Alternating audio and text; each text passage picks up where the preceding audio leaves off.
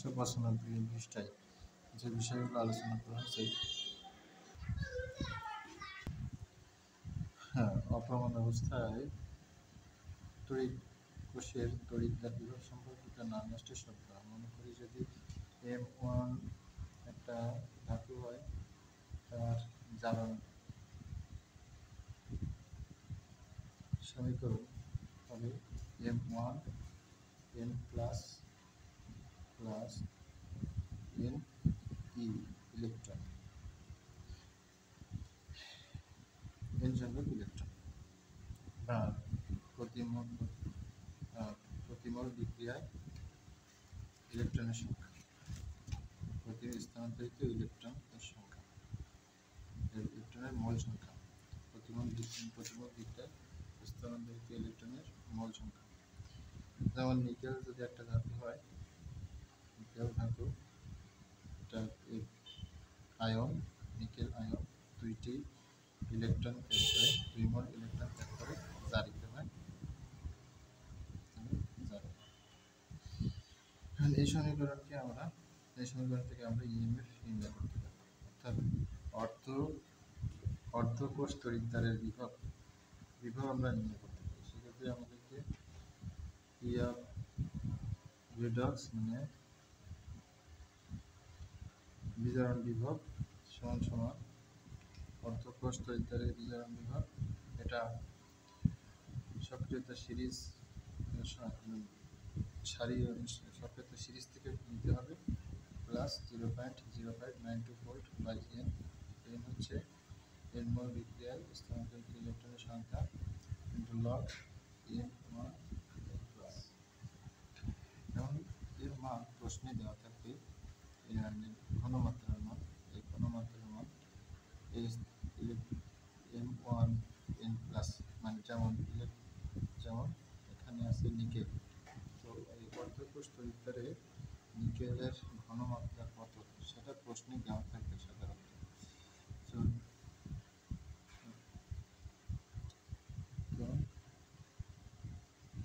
এখন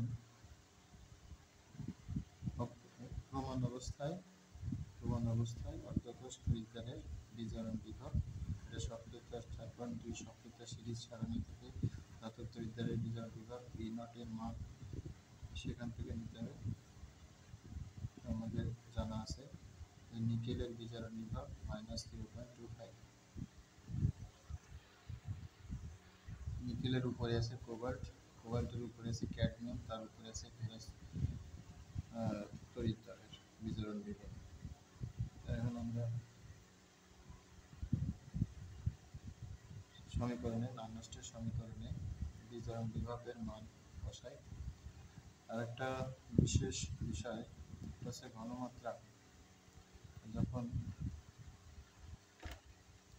এই 1 নং সমীকরণ ব্যবহার করে আমরা নির্ণয় করব অর্ধকোষ তড়িৎদ্বারের ঘনমাত্রা নির্ণয় করব, তখন অর্ধকোষ তড়িৎদ্বারের বিভব যখন আমরা নির্ণয় করব, তখন কিন্তু আমরা এই যে আয়নের ঘনমাত্রা M1 N প্লাস, এটাকে যে সেকেন্ড ব্র্যাকেট দিয়ে দিচ্ছি, এটা ধরে ঘনমাত্রা বোঝাচ্ছে বা ডেনসিটি বোঝাচ্ছে। অর্ধকোষে M1 ধাতুর আয়নের ঘনমাত্রা বোঝাচ্ছে।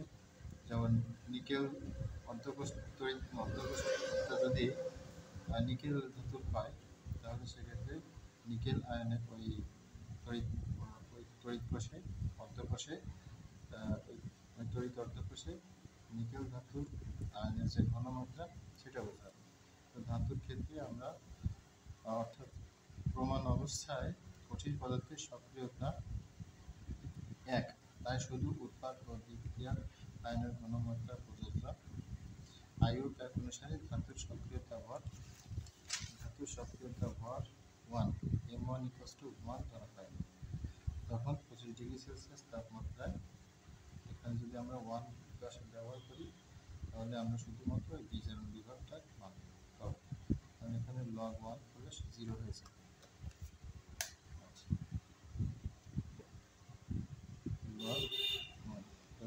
আমরা 0 হয়ে যাবে, 0 সঙ্গে যা গুণ করা হবে তাই 0, তখন শুধু থাকবে বিজারণ বিভব।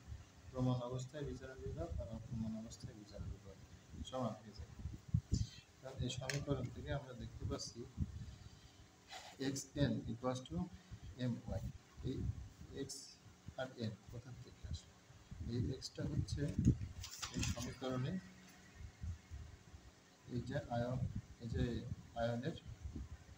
আয়নের সহগ, আর এই এনটা হচ্ছে আয়নের সংখ্যা, আয়ন সংখ্যা। তো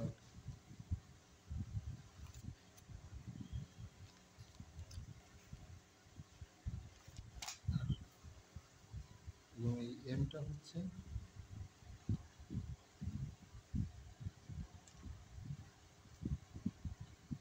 অপর একটা যে ধাতু থাকবে অর্ধতড়িৎ পূর্ণ তড়িৎ কোষে, আর একটা যে ধাতু থাকবে সেই ধাতু ত্যাগকৃত ইলেকট্রন যেটা গ্রহণ করবে তত মোল, যত মোল ইলেকট্রন ত্যাগ করবে তত মোল ধাতুতে পরিণত হবে, আর একটা ধাতুতে পরিণত হবে। অপর একটা অর্ধকোষের ধাতু সেটা ধাতুতে পরিণত হবে, যেমন এখানে দেখা যাচ্ছে, এখানে দেখা যাচ্ছে।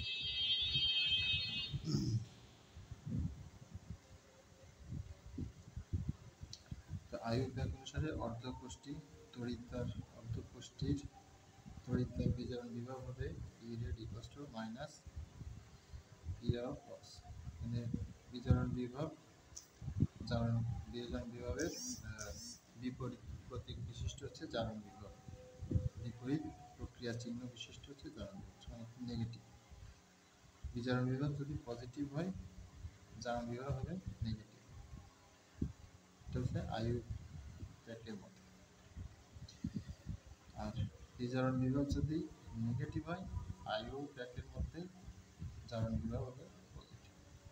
এটা একটু তড়িৎ রাসায়নিক কোষের বহুমুখী সাধারণ বিক্রিয়াকে নিম্নরূপে প্রকাশ করা হয়। তড়িৎ রাসায়নিক কোষের বহুমুখী সাধারণ বিক্রিয়াকে নিম্নরূপে প্রকাশ করা যায়: x a s y b n plus a q, x a n plus a q plus y. তো এটাই এখানে প্রকাশ করা হয়েছে, এক্স এন এবং এম ওয়াই, এটাই এখানে প্রকাশ করা হয়েছে। X n equals to m y সমান সমান স্থানান্তরিত ইলেকট্রন। এখানে সংখ্যা যাই থাকুক, গুণ করলে স্থানান্তরিত ইলেকট্রনের সমান, মোট স্থানান্তরিত ইলেকট্রনের সমান। আর এখানে এই সমীকরণে যে এন দেখা যাচ্ছে, এই এন হচ্ছে প্রতি মোল বিক্রিয়ায় স্থানান্তরিত ইলেকট্রন।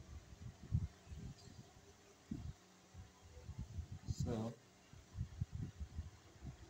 আমরা এখন ই সেল নির্ণয় করতে পারি, কোষের বিভব নির্ণয় করতে পারি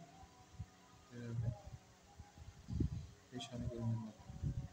এতক্ষণ এর আগেরটা দেখেছি অর্ধকোষের, আর এটা হচ্ছে উভমুখী কোষের, অর্থাৎ পূর্ণ কোষের বিজারণ বিভব, পূর্ণ কোষের বিজারণ বিভব, পূর্ণ কোষের বিভব, বিজারণ বিভব না, পূর্ণ কোষের বিভব, পূর্ণ কোষ বিভব নির্ণয় করতে পারি এই সূত্রের মাধ্যমে, যে E cell equals to E naught cell minus 2.303 into R T. একে এই মানগুলো আর এবং টির মান বসে গুণ করলে হবে 0.0592।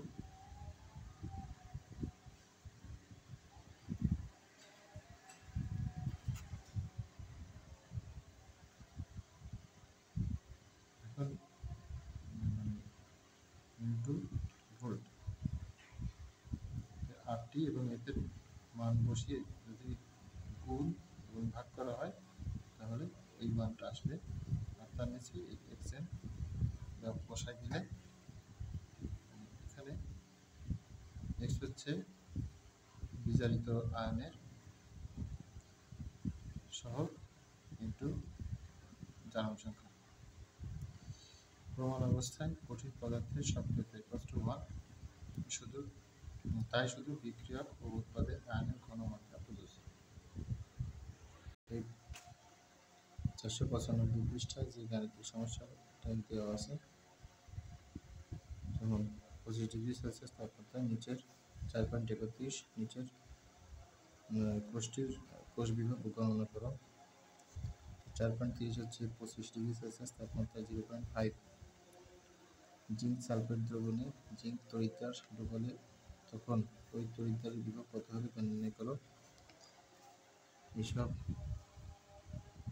এই যে গাণিতিক সমস্যার সমাধান করেছে।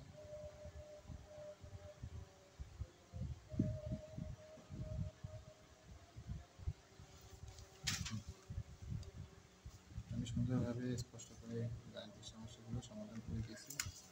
এতক্ষণ যা আলোচনা করেছি তার ভিত্তিতেই এখানে লবণ সেতু কি, লবণ সেতুতে তড়িৎ বিশ্লেষ্য রূপে ব্যবহৃত হয় কি কি: potassium chloride, potassium sulphate, sodium sulphate, potassium nitrate, ammonium nitrate. লবণ সেতুতে তড়িৎ বিশ্লেষ্য রূপে ব্যবহৃত হয় এইগুলা। জলীয় দ্রবণে সামান্য জিলাটিন এবং কীভাবে লবণ সেতু তৈরি করা হয় এখানে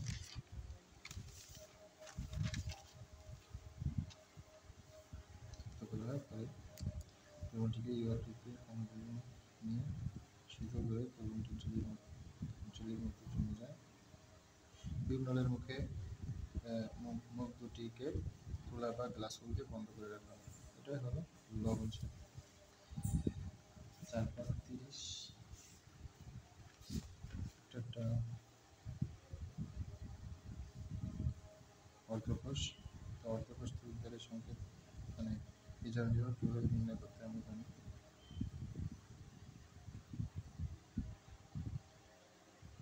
ক্ষেত্রে এই অংশটুকু সালফেট অংশটুকু 1 ধরা হয়, আয়ু অনুসারে। আর জিঙ্কের ঘনমাত্রা দেওয়া আছে 0.5। আমরা 0.5 বসাই দিব,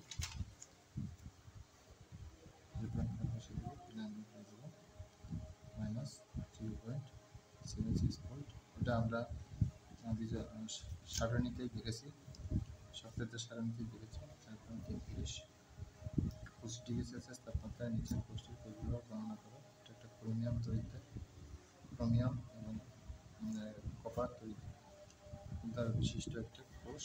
বিক্রিয়াটা করতে হবে, প্রথমে বিক্রিয়া দেখাতে হবে, কেমন করে মোট বিক্রিয়া দেখাতে হবে, তারপরে কোষ বিক্রিয়াটা দেখাতে হবে। এখান থেকে ঘনমাত্রাগুলো নিতে হবে, কপার ক্রোমিয়াম এবং কপারের ঘনমাত্রা নিতে হবে, তারপরে কোষ ই সেলে বসাতে হবে। ই সেল যে সূত্রটা, ই সেল ইকুয়ালস টু এই নট সেল, এই সমীকরণে বসাতে হবে।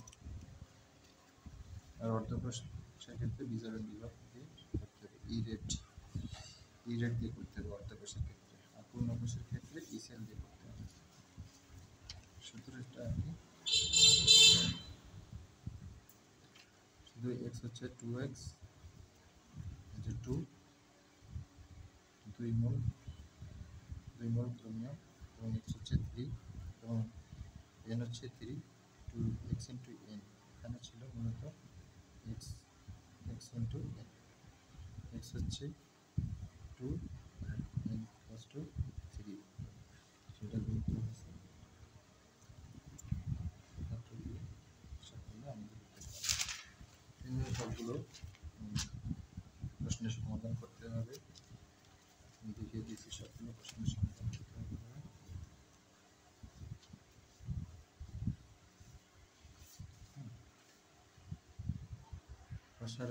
পৃষ্ঠার কাজও করতে হবে এভাবে।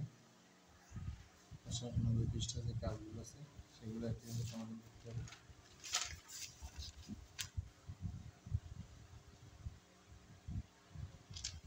জাস্ট আমি এক ঝলকে দেখিয়ে দিচ্ছি। মেইন নীতিটা যদি তোমরা সবাই বুঝতে পারো তাহলে এই অঙ্কগুলো পজ করে করে সমাধানগুলো দেখলে তোমরা বুঝতে পারবা। ভিডিও যাতে বড় না হয় এজন্য আমি এভাবে শর্টে দেখাচ্ছি।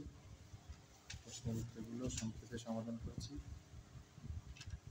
বিস্তারিত আলোচনা যখন করেছিলাম সেগুলো যদি পজ করে করে শোনো ভালো করে, তাহলে তোমরা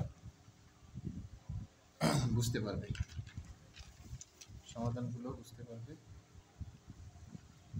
বইয়ের প্রত্যেকটি অঙ্কের সমাধান আমি করে দিয়েছি।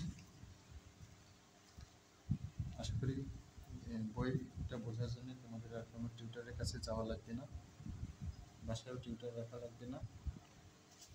অনেক সময় অর্থ এবং শ্রম ব্যয় করে তোমাদের জন্য আমি ভিডিওগুলো বানাই। আমার জন্য দোয়া করবে এবং লাইক শেয়ার দিয়ে আমাকে উৎসাহিত করবে যেন আমি তোমাদের রসায়ন